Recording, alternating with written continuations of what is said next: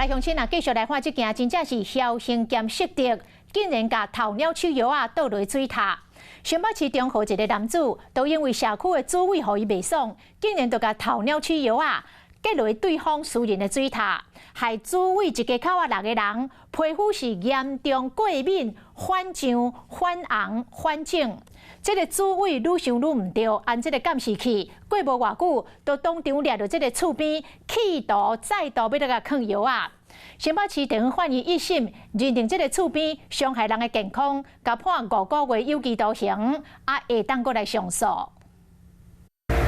一个查甫人趁中原普渡的迄天，大家拢伫1楼的时阵，偷偷走去隔壁栋的楼梯顶，目标就是主委因兜的私人水塔。然过伊想袂到，主委早就感觉无对同，已经先将水塔甲锁起来，伊搁当场互掠到。他下药的时间，我家小孩才3岁，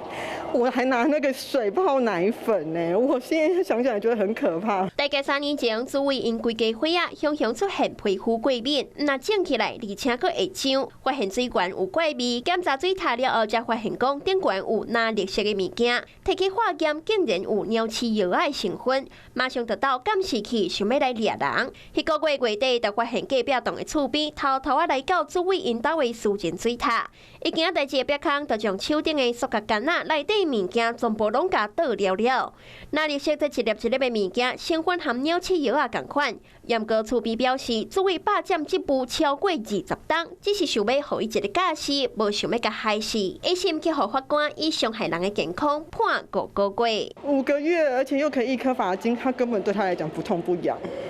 真的是我觉得，而且造成大家都有觉得阴影在啊，觉得而且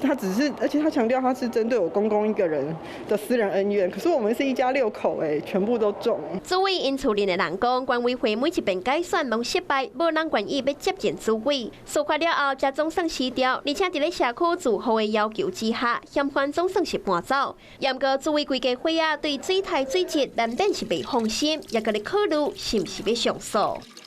Hello， 我是庄慧琪。想要抢先掌握最及时的新闻资讯吗？赶快订阅、按赞、开启小铃铛，锁定华视新闻 YouTube 频道。